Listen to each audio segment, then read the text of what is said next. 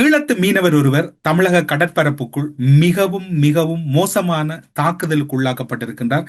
அவர் மீது சொல்லப்பட்டிருக்கக்கூடிய குற்றச்சாட்டுகள் கூட ஒரு வகையிலும் ஒரு துளியளவும் ஏற்றுக்கொள்ளக்கூடியதல்ல. உண்மையில் பரிதாபமாக இருந்தது. அந்த நிமிடங்களை பார்க்கின்ற போது நெஞ்சமே கனத்து விடுகின்ற மாதிரி தான் இருந்தது. காரணம் என்னவென்று சொன்னால், ஒரு ஒரு சாதாரணமான மீன்பிடி தொழில் மூலம் தன்னுடைய குடும்பத்தின் வறுமையை நீக்குவதற்காகவே பல மீனவர்கள் அல்லது ஒவ்வொரு தொழில்களையும் செய்கின்றார்கள். தன்னுடைய குடும்பத்தை பார்க்க வேண்டும் என்கின்ற அக்கறையில் கடற்தொழிலுக்காக சென்றிருந்த ஒரு மீனவனை ஒரு மிகவும் மோசமான கடற்கொள்ளையர் என்று கூறுகின்ற அளவுக்கு ஒரு தரங்கட்ட தமிழகத்திய ஊடகங்களை பார்க்கின்ற போது வெட்கக்கேடாக இருக்கின்றது. நாகை மாவட்டம் செருதுரை சேர்ந்த மீனவர்கள் கோடியக்கரைக்கு தென்கிழக்கே மீன்பிடித்துக் கொண்டிருந்தனர். அப்போது அங்கு வந்த இலங்கை கடற்கொள்ளையர்கள் ஆயுதங்களுடன் தமிழக மீனவர்கள் படகில் ஏறினர். மீனவர்களை தாக்கி செல்போன், ஜிபிஎஸ் கருவி, வலைகளை பறித்த அவர்கள் தாங்கள் வந்த படகில் தப்பினர். இந்த சம்பவத்தில் கொள்ளையடிக்க வந்த அஜந்தன் என்பவர் தமிழக மீனவர்களிடம் சிக்கினார். அது அவர்களுடைய பார்வையிலே கடற்கொள்ளையர்கள் என்று கூறுகிறார்கள். ஈழத்தமிழருடைய மாண்பை பற்றி ஒரு முறை கூற வேண்டும். இவ்வாறான பெருந்தொழில்கள் செய்யக்கூடியவர்கள் ஒருபோதும் கொள்ளையில் ஈடுபடுவதில்லை. அவர்கள் ஒருபோதுமே அவ்வாறான அந்த வேலை திட்டங்களுக்குள் செல்வதில்லை.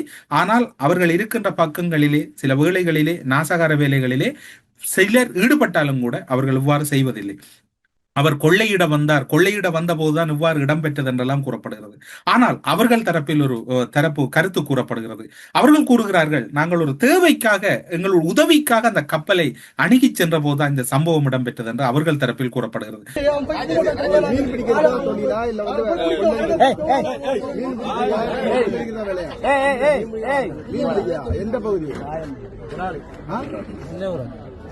ஜப்னாவா ஜப்னால இல்ல எடுத்து ஐயா வரைக்கும் அந்த ஸ்பாட்ல இருக்கீங்க பரிசோதனை எடுத்துறே எல்லாம் எந்த வந்து அவர் கேக்குறாங்க வேற மரைன் போலீஸ் வந்து ஒரு நிமிஷம் அமைதியா இருங்க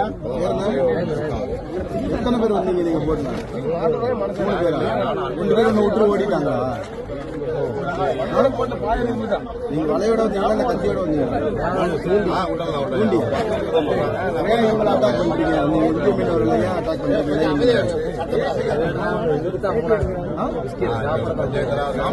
வந்து படகிட்ட வந்தீங்க.